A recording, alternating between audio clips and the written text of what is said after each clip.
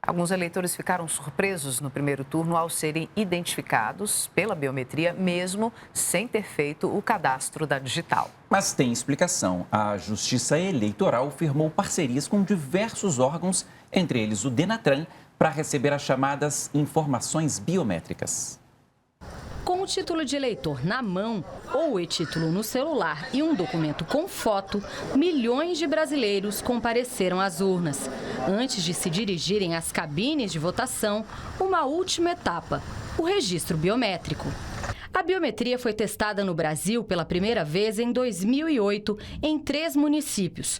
Em 2010, nas eleições gerais, mais de 1 milhão de eleitores de 60 cidades brasileiras usaram a biometria para votar. Em 2020, cerca de 121 milhões de brasileiros votaram usando o cadastro biométrico.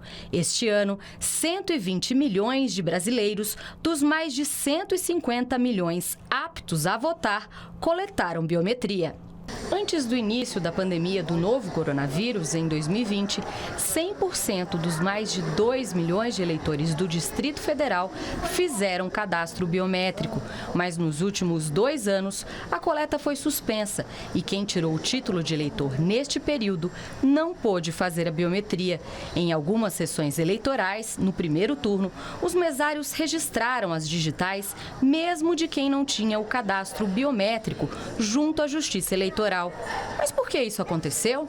A Justiça Eleitoral do Distrito Federal utilizou um sistema chamado BioX, que aproveita a coleta biométrica de identificação feita por outros órgãos públicos.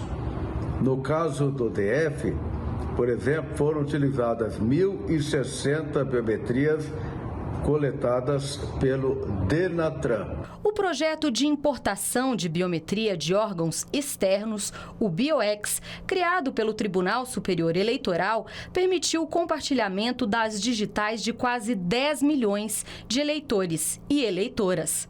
Mas caso o eleitor não tenha cadastro nem na Justiça Eleitoral ou em outro órgão, não precisa se preocupar. Ele vai poder votar normalmente no segundo turno.